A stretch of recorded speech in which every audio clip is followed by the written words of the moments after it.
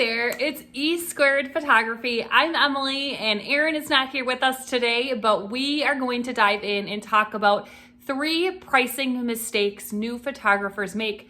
We made all of these, so we have learned the hard way and we're going to dive into them and help you fix them or figure out what is going to work for you. And stick around until the end because we have some exciting news to tell you and something to share with you as well. So I promise by the end of this video, you are going to have ways to really think about and process your pricing and make little tweaks that is going to better you in the long run with your photography business.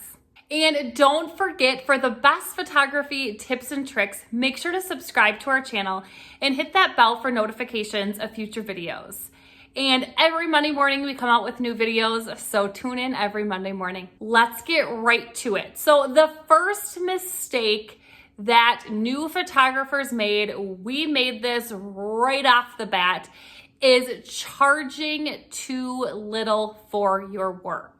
Why is this a problem? This is a problem because if you charge too little, you are going to not, one, be making enough money for what you maybe want or need to make, but you're going to attract people that you might not want to attract as clients because you're not charging the price point that you're worth charging. So really think about knowing your worth, and you are worth charging more than you might be charging. So charging $30 for a 2-hour session or a 1-hour session, I know that's a little extreme, but that is too cheap. You have to charge enough for your work. Think about all of the time you spend prepping for the session, getting props ready, getting ready, at the session, editing the session, delivering the gallery, maybe ordering prints, whatever it might be. So charging too little is not a good thing. We need to charge and really think about what you're worth, because you are worth your work. If you have decided to start charging for your business, you are confident in the images you're delivering and you should be charging more than you might be charging. So mistake number 2 is then the opposite, charging too much. So we have had times throughout our business where we are charging too much for certain parts, certain things. And what happens when you do that, especially when you're first starting out, if you're charging too much, what's going to happen? You're going to hear crickets. You're not going to get the bookings that you want to be getting for your business because people are seeing way too high of a price point that they're not willing to pay. So too little, too much, we have to figure out what is right. And we're going to talk about solutions to this and really pricing properly and not just guessing your price. So we're going to talk a little bit about this a little later in the video. Comment below and let me know, are you someone who maybe thinks you're charging too much, too little?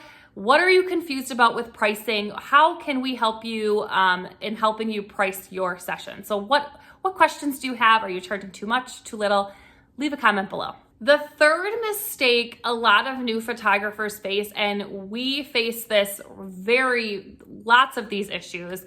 The third mistake is not considering all of the details. So let's talk about what we mean by all of the details when it comes to photography. So what it really comes down to is all of the things that are maybe included with your price. So really not considering those and really considering the work you put in all of that. Okay, so one thing when you're not considering all the details is you might be not be thinking about selling digital files. Right off the bat, when we first started, for probably the first couple of years, all digitals were included. We just gave them all. They got the print release, boom, boom, boom. That's all. We were done with them after the session.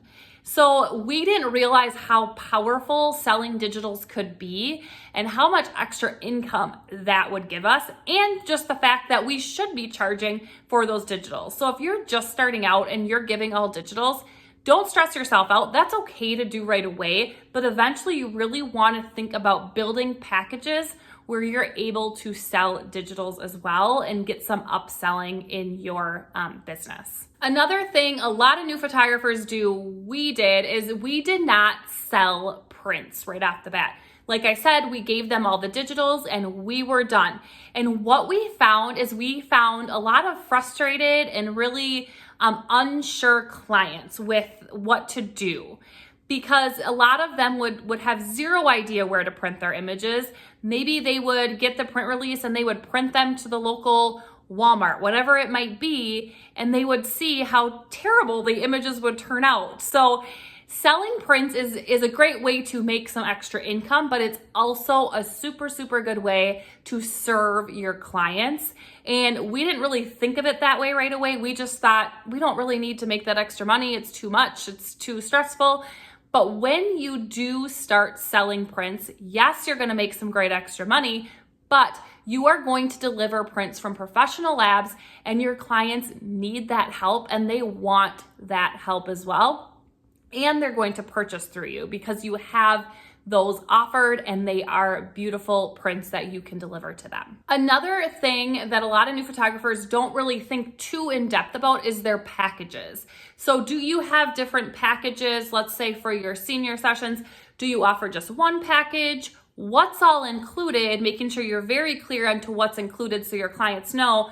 Are you going to offer multiple packages? And really dissecting that and understanding what you want to do and what's best for your business. And I said this before and I will say it again, really thinking about the amount of time you are spending from start to finish on a session. So as far as responding to emails and educating your clients ahead of time before the session, the whole session, and everything after the session as far as editing, ordering prints, delivering the gallery, there's a lot more time that goes into it than your 1 hour session that you might have done. So really thinking about the amount of time and if that really works well with the price point that you are choosing.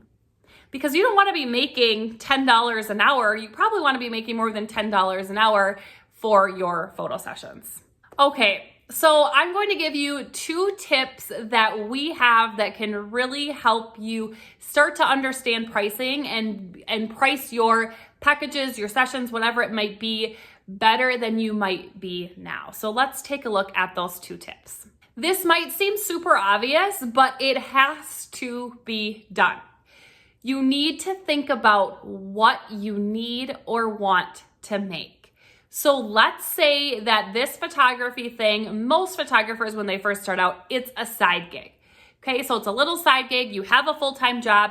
You're doing this on the side, and maybe you're doing it because it's just super fun for you, but set some sort of goal. What do you want to make? Maybe your full-time job is paying all the bills, but what do you want to make? Maybe you want to make $500 a month to put towards your family vacation fund every year. So really thinking about that.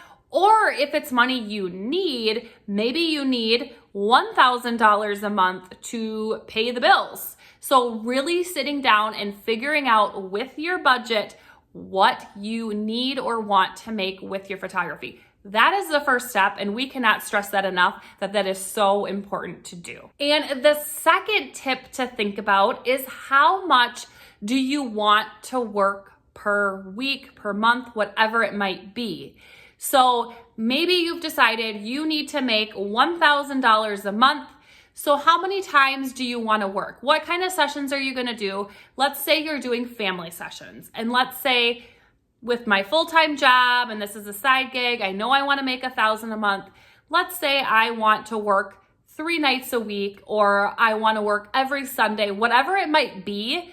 Think about that, plug those dates in, and then now you know how much you need to make. You know how many sessions you want to do. Does that all mesh together for figuring out the cost per your session? If that doesn't seem right and that final price point doesn't feel comfortable, then you're going to have to make some changes within that. So those are our 2 tips that we cannot stress enough, especially when first starting out, rather than just jumping into the guessing game or just not knowing your worth and not charging what you should be. So really dissect and think about what you need to make or you want to make for your photography business. So I hope that was helpful. And if you want a very deep dive into this pricing and even into workflow in general for your sessions, we have a photography business course about pricing. A huge chunk of it is pricing, and we take you through step by step There's spreadsheets we have you filling out, and our workflow is included in that as well, where we're giving you all sorts of templates as well. So if you're interested in that, check the description below. Otherwise, to get you started now, we have a free business checklist if you are first starting your business of all the things that we feel are very important when you are first starting a photography business. So make sure to check those out in the description below. And if this video was helpful, make sure to subscribe to our channel and hit that like button so we know to make more videos just like this one. And if you don't already, follow us on Instagram at e2photography for even more behind the scenes of us and more photography tips. And we will see you next Monday.